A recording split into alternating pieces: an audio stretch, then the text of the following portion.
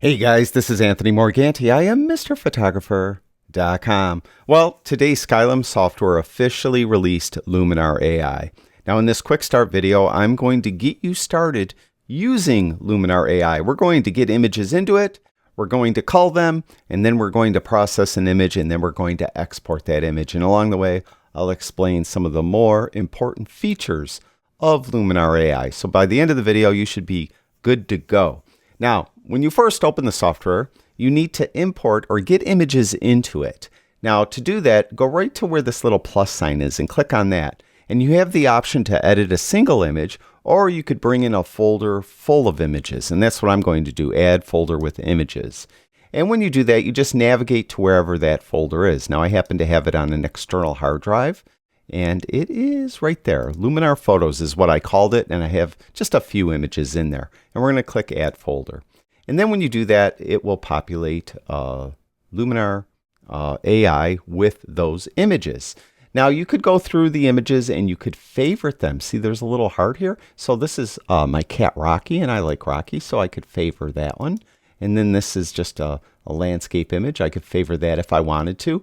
If I accidentally favorite one and I don't want to actually favorite it, I could just then click that little heart again and take it away. So you could go through and very quickly go through your images. Now, if you find an image you don't want, you just could right click on it, and then you could go down to move to Luminar Trash right there, and then you'll delete the image. But I don't want to delete any of those. Now, let's just say that I want to edit this image of my cat Rocky.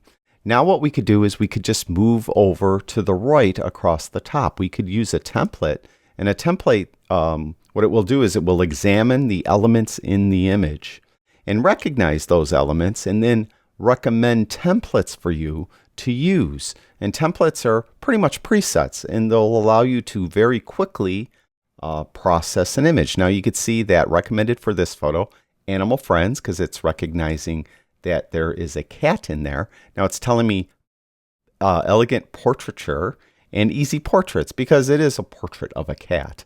But I don't know if those would be any good. But I could go on here and I could click on this collection of images, and then I could go and then click on each of them to see what it looks like. And I could see if there's one here that I happen to like. I like soft fur a little bit. But you could go through and see if one of these templates actually work. I like that natural. And you could just use this and consider yourself to be done. Now, if you don't want to use a template, and for this image I don't want to, instead you could go then to the edit panel and edit it manually. But first, we have to undo these edits that that template did to my image. Now, to do that, super easy keyboard shortcut. Shift-Command R for reset if you have a Mac. Shift-Control-R for reset if you have a PC. And when you do that, you'll just remove all your adjustments that were done to the image. Now we'll go to the Edit panel. Now the Edit panel has a lot of different adjustments in it, and they're divided up into different sections. The very top section's the Essential section, and this is pretty much the standard things you would probably have to do to your image. And then below that, we have a Creative section, and these are different creative things you could do with an image. And one of the more popular things here is the Sky AI, where you could replace the sky in an image. And I will be doing a future video talking about that. Below that is Portrait. Now, if we're doing a person and we want to edit, process their skin and enhance their eyes and things like that, that's the area where all those adjustments are kept. And I will be doing a video probably later this week or early next week, where I'll edit a portrait in Luminar AI, so you could see how that works. Below that are the professional adjustments. These are adjustments that may be a little more advanced, but still very easy to use, where you could do some different types of adjusting to an image. And then below that we have a local masking. Quite often, and I think we'll use it in this image, you might want to just adjust part of the image, not the entire image. Like I might want to, let's say, make Rocky's eyes a little brighter or something like that. And I would do that with local masking. But we'll get to that in a moment. Let's go up to the Essentials panel. Now you'll notice that there's a lot of tools in here that have AI next to them. Those use artificial intelligence. One of the more popular AI tools in Luminar AI is the enhance feature. The enhance feature is meant for you to process an image very quickly and easily by moving a single slider, the accent slider. And as you move it to the right, you can see how it really kind of brings out the detail that are in the shadows and things like that. So that is one that you might want to try right away and see if it enhances your image in a way that you like. Now, I'm not going to use that at the moment, but we'll go through some of these. First of all, it needs to be cropped. I have Rocky like to the extreme left a little bit, and there's a lot of this dead space over here. So I want to go to Composition AI to crop the image. And you can see when you do that, you get a rule of thirds grid placed over the image to help you better crop it. Now, there is an AI function here. If you click this little button, Composition AI, what Luminar does, it examines the elements in the image and it will crop it in a way that it feels it should be cropped. Now you could try it, and I'll click on it and see what happens. And you can see that it didn't do a good job. It's cutting out his face. So I don't want to use that. I'm going to reset it by clicking right there. And then I'm going to manually crop it. So I'm going to bring it in like that, and probably just up a little bit there. So that's pretty good right there. That's the crop I want to use. So when you're done with the crop tool and you want to commit to this crop, just close it. And when you do that, it will crop the image accordingly. Now we have an erase brush. If there was sensor spots on the image, or if it was a person and they had blemishes you wanted to remove, or anything like that, that's what you would use this for. Now obviously, Rocky doesn't have any blemishes, so we're not going to worry about that. Now we'll go to the light panel, or light adjustments. These are kind of the standard adjustments that you might see in most post-processing applications. I'm going to bring the highlights down. We're going to open up the shadows a touch. I'm going to add a little smart contrast. Now what I want to alert you to is the black and white adjustments are hidden here. Many of these adjustments have hidden adjustments. You have to really click on show to see them. And I want to get a white and black point. And to do that, I'm going to tap the J key on my keyboard. When I do that, the clipping indicators are on. And when I did that, you might notice right here we have red. That's telling me I'm clipping that highlight. And when you clip it, that means there's no detail there at all. If I turn that up, you can see I'm starting to clip a lot now, up here, over there, on his fur. Typically, you usually don't want to clip too much because when you print the image, in the case of the whites, no ink would be laid down at all. So you want to usually kind of bring that down a little bit.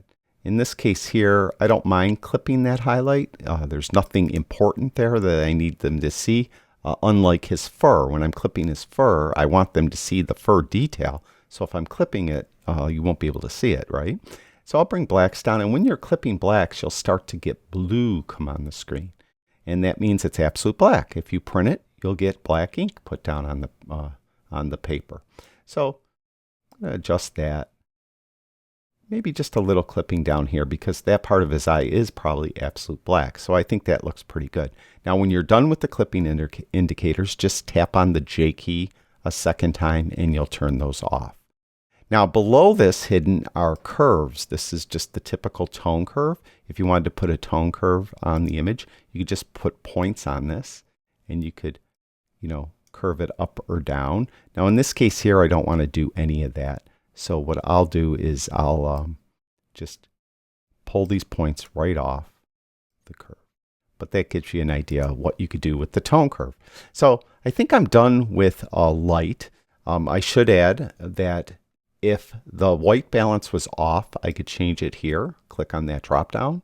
Or I could get a custom white balance by clicking on the little eyedropper and click on something in the image that doesn't have any color in it, that is color neutral, like this highlight right here. And when I do that, it will give you a custom white balance for the scene. And I kind of like what it did. You also have profiles here. You could use any of the profiles that are built into Luminar or that came with the camera. And all you need to do is hover over them and you'll see the effect of that profile on the image. Now I'm going to stick with the Luminar default profile for this image. Now we talked about enhance. You don't need to just use enhance. I could use it right now on top of those adjustments I just did if I wanted to, maybe a little bit. If there was a sky in the image, Luminar would recognize that there's a sky there, and then the Sky Enhancer AI slider would be active. But of course, there isn't a sky in this image.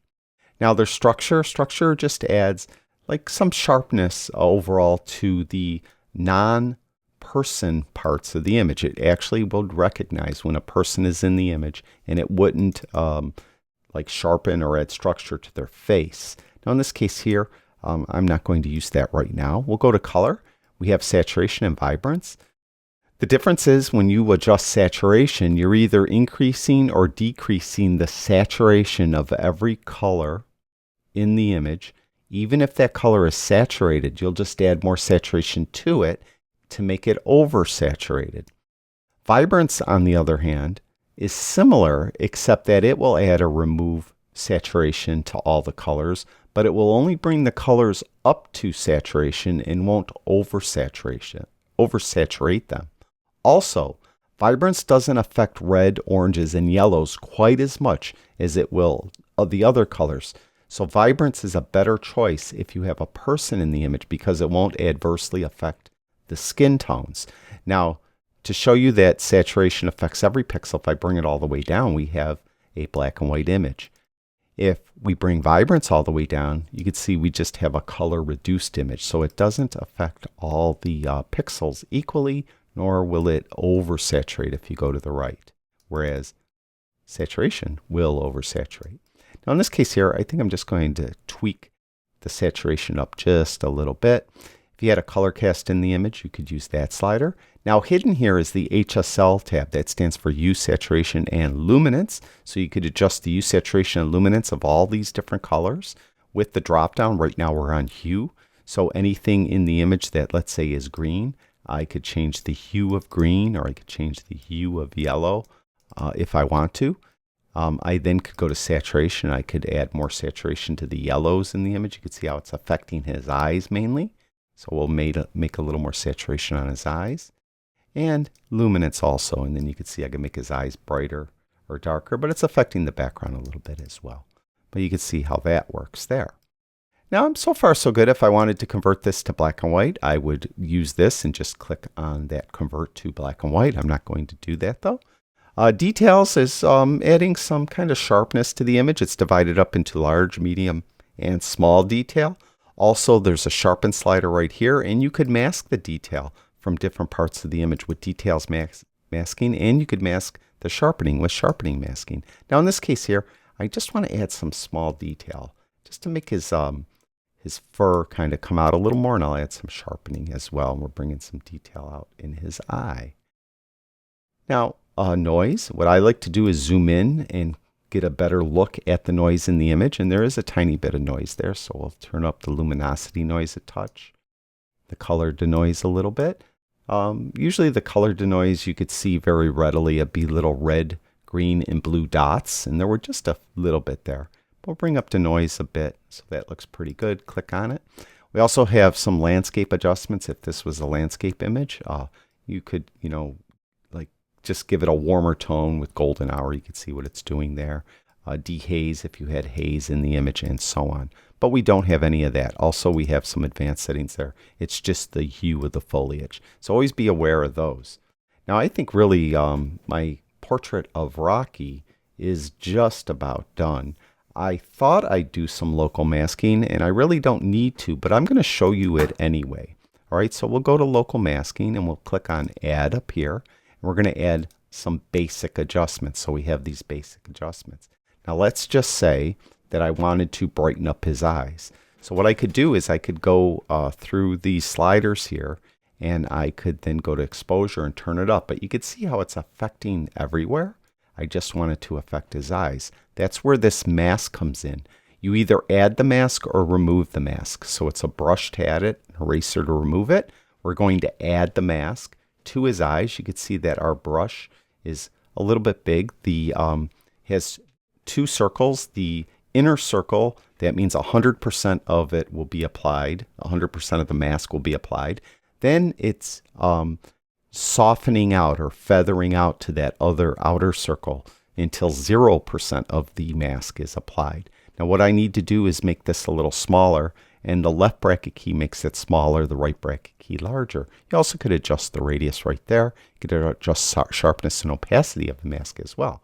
Now what I want to do is just paint on his eye, and you can see as soon as I clicked, it removed the adjustment from everywhere, and you could see a red overlay going on his eye. That's telling me where I'm painting.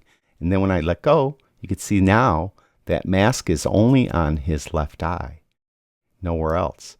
And then I could come over here, get a smaller brush, and put it over here. Get it up in here so I'm painting it properly. And now you might have noticed that I didn't paint very well. I went over his fur a little bit here, and I went on the black part of his eye there. So I could get the eraser now.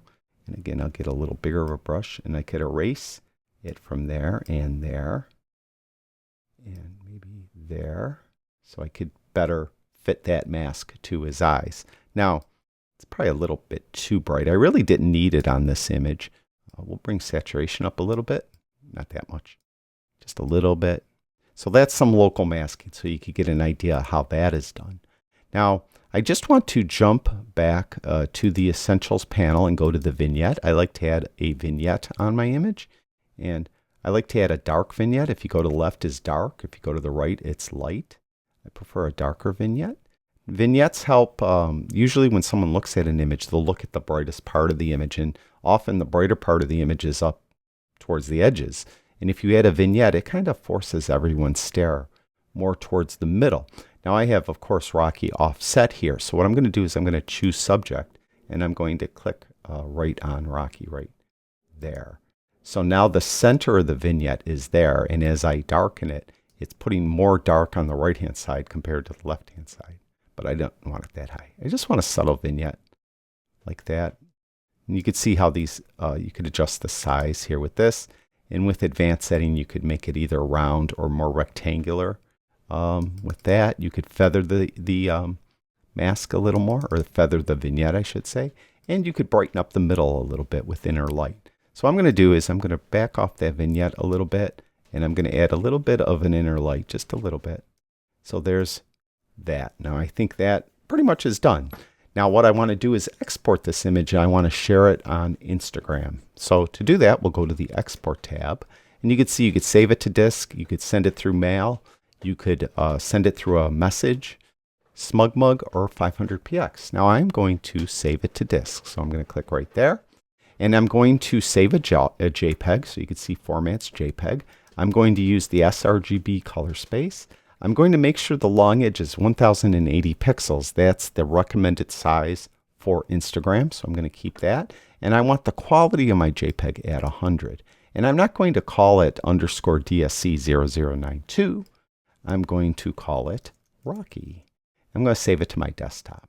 All right, and you know what? I'm just going to add a little bit of export sharpening, so low, and that's it. I'll click Save.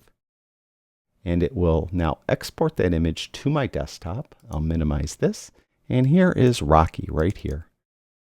It's 1080 pixels along the long edge. And you can see there's my exported image that I now could share anywhere. But in this case, I want to share it to Instagram. So there is a real quick start on getting you started using Luminar 4. Now I kind of went a little bit quick, but it was a quick start.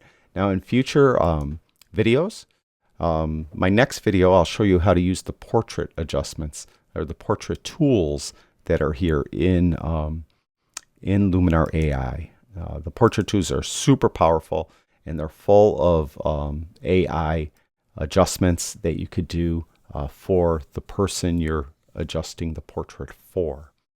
Thank you, everyone who watches my videos. I really do appreciate it. Talk to you guys soon.